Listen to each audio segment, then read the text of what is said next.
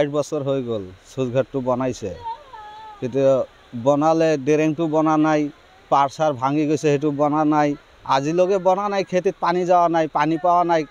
আমি মেচিন দি তেল কিনি নিজৰ পকেটৰ পৰা পইচা দি তেল কিনি লৈ পানী লৈছোঁ ভৈৰত।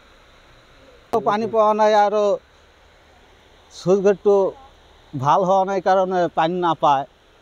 চুইচঘাটটো সবসময় খোলা থাকে, আটকা না দেয়। মানুষ এই বানপানীত আসি সব ভাঙি চুরি লৈছে।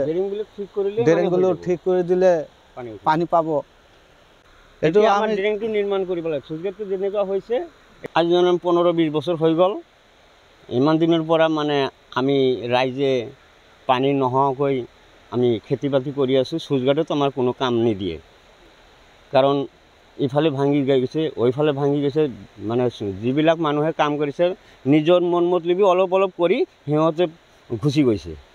এনেকুৱা সমস্যা হৈছে। আজি 15-16 বছৰ ধৰি আমাৰ ৰাইজে নিজৰ পকেটৰ পৰা পইচা দি মেচিন কিনি নিজৰ খেতি বাতি কৰি আছে।